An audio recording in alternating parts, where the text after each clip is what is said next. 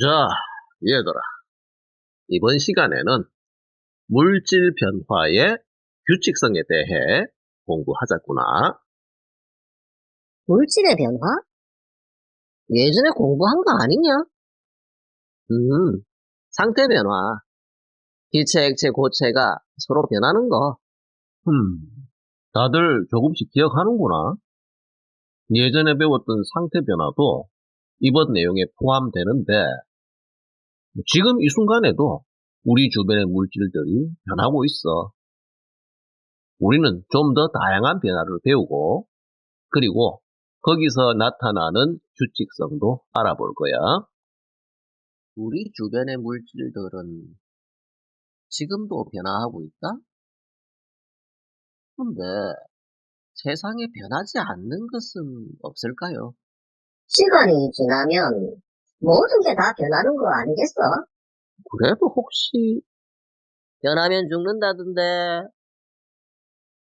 물론 있지.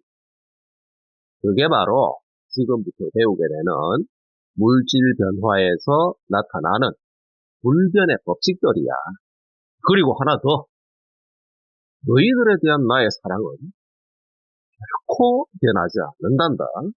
그 사랑이 너무 버거워요. 우리 바보하네.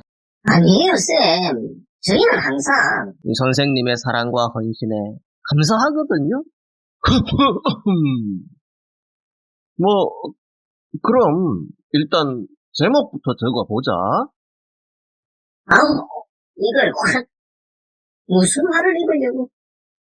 눈치가 없는 게 그게 사람이냐? 내가 뭘 그리 잘못했냐? 자식이 정말 아직도 정신을 여태껏 그렇게 당하고도 저 정도쯤이면 교화가 되었으려나? 그러면. 아니, 얘들아. 신성한 교실에서 갑자기 웬소리하느냐? 저희는 그저 교실 내 면학 분위기 조성을 위해서 잠깐 대화와 대책을 마련코자. 음, 문제가 발생했을 때 스스로 해결하려는 이 자세, 가히 칭찬할 만하구나. 그래, 대화는 끝난 것 같으니까 이제 우리 공부 내용으로 돌아가야겠지? 그럼 물질 변화를 살펴보자꾸나. 그럼요, 쌤. 저희는 다 준비되었어요.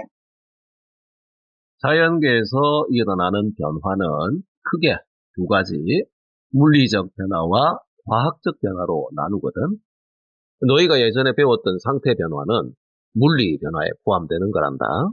그리고 그 아래 다른 예에서 보다시피 물리 변화는 성질은 변하지 않고 겉모습만 변하는 건데, 화학 변화는 상태 변화가 겉모습만 달라지는 거니까.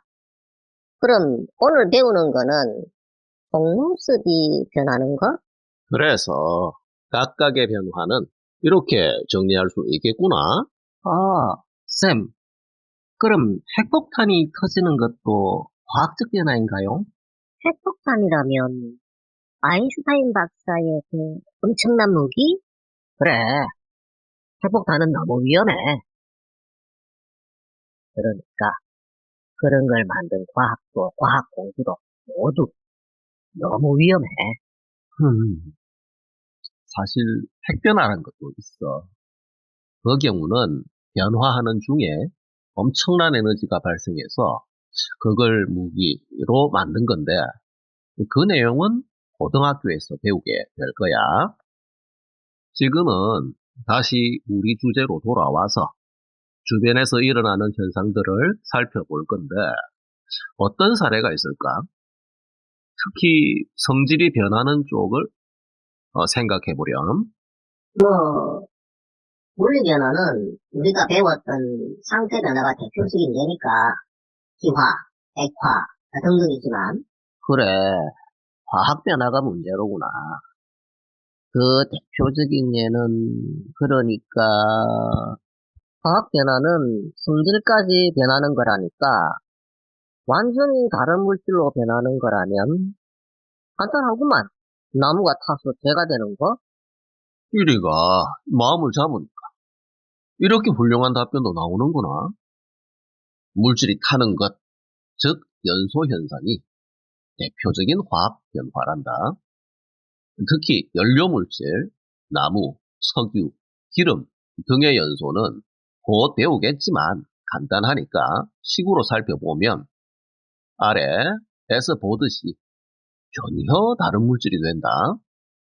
그럼 다른 예도 표로 정리하자면 화학 변화의 예는 다음과 같다. 상태 변화대와는 확실히 다르네. 근데 왜 저런 차이가 생기는 거예요? 그냥 적당히 외우면 돼. 그것을 굳이 질문까지 해서 응? 야마, 부시렁거리지 마. 중요한 얘기가 나오는데 너도 사실 궁금하잖아. 그렇긴 한데 뭔가 공부를 많이 하는 나 자신은 내가 봐도 어색해서 아주 좋은 질문이야.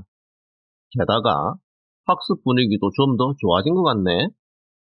그럼 설명하기 전에 쌤이 먼저 질문을 하나 할게.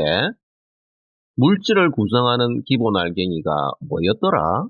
그야 분자였지요. 그럼 원자도 되는 거 아닌가? 우선은 물질의 성질을 가지는 물질 구성의 기본 입자는 분자라고 기억하자꾸나. 분자와 원자의 관계는 여기 내용을 조금만 배우면 자연스럽게 알게 돼요. 그럼 예전에 공부한 상태 변화 모형을 다시 한번 볼까? 알갱이들 간의 간격을 자세히 보렴. 가열하면 간격이 멀어지고 그러니까 바로 분자들 배열의 변화였지. 즉 분자 간 간격이 달라져서 부피도 변하는 거였어. 근데 그런데 분자는 대개 원자가 여럿 모여서 만들어지기 때문에 만약 원자 배열이 바뀐다면 분자 자체가 바뀌거든. 예를 든다면 물은 수소와 산소로 이루어져 있는 화합물인데 어떤 이유로 수소와 산소의 결합이 끊어지고 그래서 원자 배열이 바뀐다면 이해를 돕기 위해서 간단한 모형으로 살펴보면 물 분자에서 결합하고 있던 수소와 산소 원자들이 처음에 결합을 끊고 새로운 결합 상태를 만든다. 물 분자 배열이 끊어지고 새로운 배열이 만들어진다면 근데 물 분자가 실제로 저렇게 생겼냐? 그래, 고성능 현미경 같은 걸로 보면 저런 모양이라고 하더라. 우리도 예전에 봤잖아. 그럼 띠리야, 쌤이 모처럼 만에 보는 1위 열공 모드인 것 같은데 어떻게? 궁금한 거는 해결이 되었느냐? 네. 근데 쌤, 모형으로 보니까 변화 전과 후에 달라지는 건 대결뿐이네요. 원자 자체도 변하지 않고 원자 개수도 똑같고 그런데 성질이 변한다는 게 저는 좀 이상하기도 하고 응? 화학 변화에서는 다른 것은 필요 없고 원자들 간의 배열 변화가 핵심이라고. 아니, 아까 한참 모형들을 뚫어져라 보더니 가만 시선만 고정한 채로 또 멍 때리게 했냐? 뭐야? 왜 또 양방향 공격이냐? 예리가 이번에 갑작스레 공부하다 보니 과부하가 걸린 것 같구만. 아직 물리와 화학 변화를 정확하게 구별하지 못해 좀 혼란스러운 것 같아. 우선은 예전에 공부했던 분자 구조와 형성을 다시 복습하고 이 내용을 보면 자연스럽게 이해될 거야. 복중학습이 좀 필요하겠지. 그런데 여기서 띠리가 아주 중요한 걸 지적했단다. 예? 띠리가 강조했던 거. 화학적 변화란 결국 원자 배열의 변화뿐이라는 것은 바꾸어 말해 원자 자체 그리고 개수까지 변하지 않는다는 것은 곧 우리가 배우게 될 불변의 규칙성, 질량 보존의 법칙을 암시하는 거야. 어쩌면 띠리가 선견지명이 있는 건지도 모르겠네. 쌤, 삐리 너무 끼우지 마세요. 쌤이 자꾸 그러시면 얘는 또 공부 안 해요. 그러냐. 예전부터 쭉 느끼는 거지만 얘는 신기가 있는 게 분명해. 하여간 방금 배운 내용은 요렇게 정리하면 되겠다. 그럼 아까 꾸리의 궁금증도 해결해 볼까?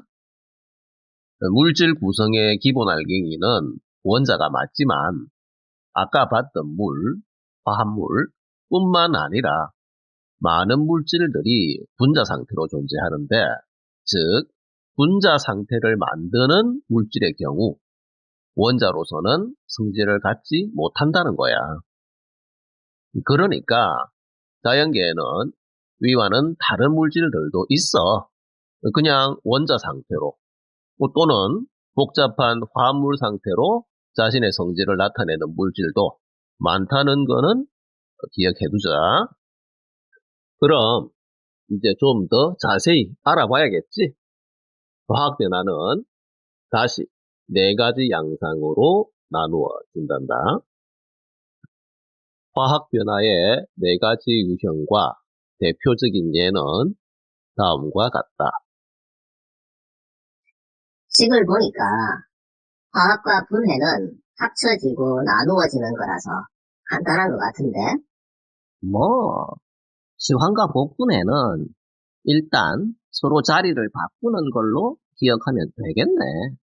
저렇게 4가지를 배우고 또 그 각각의 예들도 따로 배워야 하는 거냐? 야야, 지난번에 배운 상태 변화는 6가지였다. 저 정도면 하하하. 뭘 그 정도로 놀라나. 저건 크게 4가지로 나누어 놓은 거고, 다시 세부적으로 들어가면 저런 변화를 일으키는데 열을 쓰느냐, 촉매를 쓰느냐 등등 그야말로 푸짐한 내용들이 쏟아질 텐데. 좀 많긴 하다. 걱정하기는. 물론 우리는 저기 나와 있는 간단한 예 정도만 배울 거야. 그나마 다행이네. 넌 저 말을 믿냐? 그게 다행?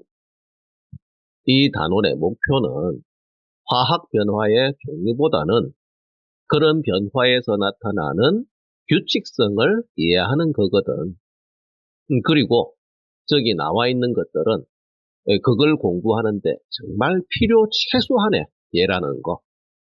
우리는 딱 그 정도만 배우는 거야. 마지막으로 오라면 나스.